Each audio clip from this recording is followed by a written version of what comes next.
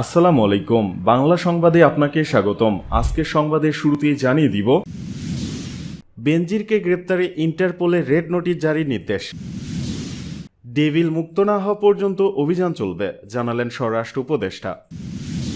শাহবাগে আন্দোলনরত শিক্ষার্থীদের উপর পুলিশের লাঠিচার্জ।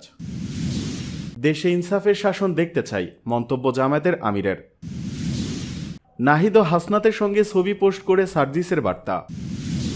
তাৎক্ষণিক বিচার করতে গেলে অবিচার হয়ে যায়, মন্তব্য প্রধান উপদেষ্টার। বেনজিরকে গ্রেপ্তারে ইন্টারপোলে রেড নোটিশ জারির নির্দেশ।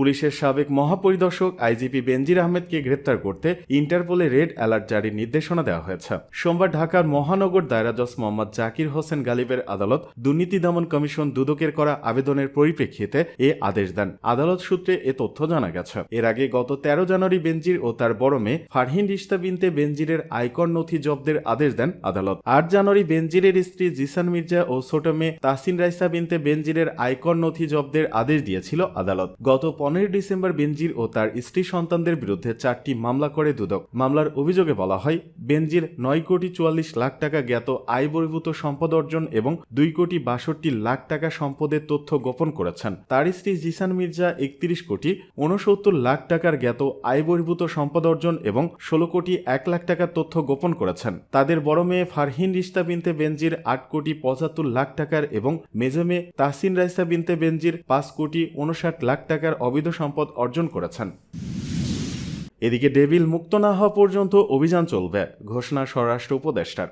স্বরাষ্ট্র উপদেষ্টা লেফটেন্যান্ট জেনারেল অবসরপ্রাপ্ত মোহাম্মদ জাহাঙ্গীর আলম চৌধুরী বলেছেন, অপারেশন ডেভিল হান্টের অভিযানে রাঘব বল চুনোপুটি কেউই ছাড় পাবে না। যারা শয়তান তারাই ডেভিল হান্টে ধরা পড়বে। আইন শৃঙ্খলা বাহিনী কর্মকর্তারাও ছাড় পায়নি। অপারেশন ততদিন চলবে যতদিন ডেভিল মুক্ত না হবে। রাজশাহীর আইন শৃঙ্খলা পরিস্থিতি নিয়ে বিভিন্ন বাহিনীর সঙ্গে সোমবার দুপুরে মতবিনিময় শেষে রাজশাহী জেলা প্রশাসক কার্যালয় সাংবাদিকদের সঙ্গে তিনি এসব কথা বলেছেন। স্বরাষ্ট্র উপদেষ্টা বলেন, অপারেশন ডেভিল হান্টে কোনো নির্দোষ ব্যক্তি যেন শাস্তি না পায় সেজন্য সব ব্যবস্থা গ্রহণ করা হয়েছে। এজন্য একাধিক কমিটি আছে। তিনি বলেন, রমজানে নিত্য প্রয়োজনীয় জিনিসের দাম সহনীয় থাকবে, কারণ ছোলা খেজুরের সরবরাহ ভালো। দেশে সারের কোনো সংকট নাই। কিছু ডিলার শয়তানি করে কৃত্রিম সংকট তৈরি করেছে, তাদের বিরুদ্ধে আইনগত ব্যবস্থা নেওয়া হবে। সীমান্তে ভারতীয় আগ্রাসনে চাঁপাই নবাবগঞ্জের মানুষ যে ভূমিকায় ছিল তাতে স্বরাষ্ট্র উপদেষ্টা সন্তোষ প্রকাশ করে বলেন, এতে খুশি, তবে আইন যেন কেউ হাতে তুলে না নেয়। শাহবাগে আন্দোলনরত শিক্ষার্থীদের উপর পুলিশের লাঠিচার্জ। সরকারি প্রাথমিক বিদ্যালয় সহকারী শিক্ষক পদে 3য় ধাপের প্রার্থীদের নিয়োগের দাবিতে রাজধানী শাহবাগে আন্দোলনরতদের ছত্রভঙ্গ করতে লাঠিচার্জ ও জলকামান ব্যবহার করেছে পুলিশ। এ সময় তাদের নিয়োগ বাতিলের প্রতিবাদ ও দ্রুত নিয়োগ দেওয়ার দাবি জানিয়ে বিভিন্ন স্লোগান দিতে দেখা যায়। সরকারি প্রাথমিক বিদ্যালয় সহকারী শিক্ষক পদের 3য় ধাপে ঢাকা ও চট্টগ্রাম বিভাগে 6,531 জনের দ্রুত নিয়োগের দাবিতে সোমবার বেলা 1টার দিকে অবরোধ করা হয়। এতে শাহবাগ মোড় দিয়ে যান চলাচল বন্ধ হয়ে যায়। আন্দোলনকারীদের পক্ষ থেকে দেয়া সংবাদ বিজ্ঞপ্তিতে বলা হয়, 2023 সালের 14 জুন 3য় ধাপের বিজ্ঞপ্তি প্রকাশের পর 2024 সালের 29 মার্চ লিখিত পরীক্ষা অনুষ্ঠিত হয়। একই বছরের 21 এপ্রিল লিখিত পরীক্ষার ফলাফল প্রকাশ করা হয়। এরপর 12 জুন ভাইভা সম্পন্ন হয়। আইন মন্ত্রণালয় ও জনপ্রশাসন মন্ত্রণালয়ের অনুমতি নিয়ে 31 অক্টোবর ফলাফল প্রকাশিত হয়। এতে 6,531 জন চূড়ান্তভাবে সুপারিশপ্রাপ্ত হন। সুপারিশপ্রাপ্ত হননি এমন 31 জন হাইকোর্টে রিট করেন। এর পরিপ্রেক্ষিতে 6,531 জনের নিয়োগ কার্যক্রম 6 মাসের জন্য স্থগিত করা হয়। 3য় ধাপে ঢাকা ও চট্টগ্রাম বিভাগে চূড়ান্ত ফলাফলে উত্তীর্ণ 6,531 জনের নিয়োগ কার্যক্রম 6 ফেব্রুয়ারি বাতিল করে দেন হাইকোর্ট। বিষয়টি দ্রুত সমাধান করে তাদের যোগদানের ব্যবস্থা করে দিতে দাবি জানানো হয় ওই বিজ্ঞপ্তিতে। দেশে ইনসাফের শাসন দেখতে চাই, মন্তব্য জামায়াতের আমিরের। বাংলাদেশ জামায়াতে ইসলামী দেশে ইনসাফের শাসন দেখতে চায় বলে মন্তব্য করেছেন দলটির আমির ডাক্তার শফিকুর রহমান। সোমবার রাজধানীর মগবাজারের আল ফালা মিলনায়তনে বই প্রকাশনা উৎসবে এ মন্তব্য করেন তিনি। দলটির আমির জানান, তার দল দেশে ইনসাফের শাসন দেখতে চায়, এজন্য শত্রুর কাছে ভালো কিছু থাকলে সেটা নিতে হবে। তিনি আরো বলেন, কেউ এসে কোনো দাবি পূরণ করে দেবে না, এজন্য মেনে নেওয়ার মানসিকতা ও উদারতাও থাকতে হবে। অনুষ্ঠানে প্রধান অতিথি হিসেবে উপস্থিত ছিলেন জামায়াতের আমির শফিকুর রহমান। এছাড়া উপস্থিত ছিলেন দৈনিক নয়া দিগন্তের সম্পাদক আলমগীর মহিউদ্দিন। এ সময় বাংলাদেশের সমসাময়িক বিষয় নিয়ে আলোচনা হয়। নাহিদ ও হাসনাতের সঙ্গে ছবি পোস্ট করে সার্জিসের বার্তা।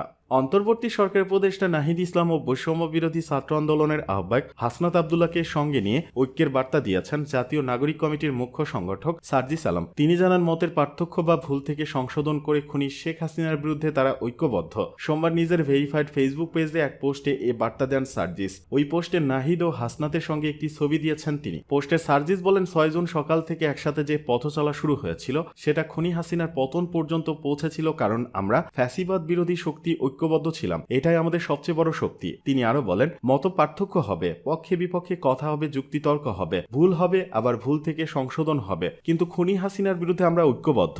24-এর গণহত্যার বিচারের দাবিতে আমরা ঐক্যবদ্ধ। যে কোনো বহিঃশক্তির আগ্রাসনের বিরুদ্ধে আমরা ঐক্যবদ্ধ। এদিকে একই ছবি পোস্ট করেছেন বৈষম্য বিরোধী ছাত্র আন্দোলনের আহ্বায়ক হাসনাত আব্দুল্লাহ। তিনি ঐক্যবদ্ধের বার্তা নিয়ে সার্জিসের স্ট্যাটাসের একটি অংশ তুলে ধরেন। দেশের একটি জাতীয় দৈনিকে সোমবার প্রকাশিত এক সংবাদে বলা হয়েছে, জুলাই আন্দোলনের ছাত্র নেতাদের নেতৃত্বে চলতি মাসেই ঘোষণা করা হবে নতুন রাজনৈতিক দল। নতুন এই দলের প্রধান হবেন অন্তর্বর্তী সরকারের উপদেষ্টা নাহিদ ইসলাম। দলের দায়িত্ব নেওয়ার আগেই সরকার থেকে পদত্যাগ করবেন তিনি। এটা ঘটবে খুব দ্রুতই। তবে সরকারে থাকা অন্য 2 ছাত্র প্রতিনিধি এখনই পদত্যাগ করছেন না। নির্বাচনের আগে আগে তারা পদত্যাগ করবেন। তাৎক্ষণিক বিচার করতে গেলে অবিচার হয়ে যায়, মন্তব্য প্রধান উপদেষ্টার। জুলাই গণঅভ্যুত্থানে আহত ও শহীদ পরিবারকে রাষ্ট্রীয়ভাবে আর্থিক সহায়তা দেওয়া শুরু করেছে অন্তর্বর্তীকালীন সরকার।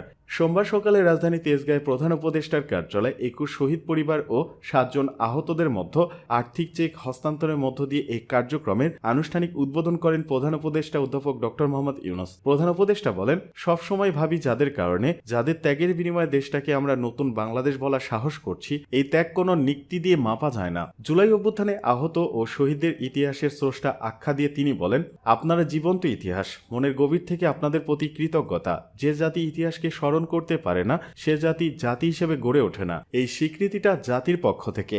আমি আপনাদের প্রতি কৃতজ্ঞতা প্রকাশ করছি। শহীদ পরিবার ও আহতদের উদ্দেশ্যে ডক্টর ইউনূস বলেন, আজ থেকে তারা আনুষ্ঠানিকভাবে সরকারের অংশ হলেন। এটা হলো প্রাতিষ্ঠানিক স্বীকৃতি। এর বাইরেও আপনাদের দায়িত্ব সমাজের সবাইকে নিতে হবে। সব হত্যাকাণ্ড ও গুম খুনের বিচার হবে জানিয়ে তিনি বলেন, বিচার তাৎক্ষণিকভাবে করতে গেলে অবিচার হয়ে যায়। বিচারের মূল জিনিসটা হলো এটা সুবিচার হতে হবে, অবিচার যেন না হয়। আমরা অবিচারের বিরুদ্ধে দাঁড়িয়েছিলাম বলেই এই সংগ্রাম হয়েছে, এই আত্মত্যাগ হয়েছে। আমরা যদি অবিচারে নামি তাহলে তাদের আর আমাদের মধ্যে তফাৎটা থাকলো কোথায়? আমরা অবিচারে নামবো না। আমরা যারা অপরাধী তাদের পুলিশের হাতে, আইনের হাতে সোপর্দ করব।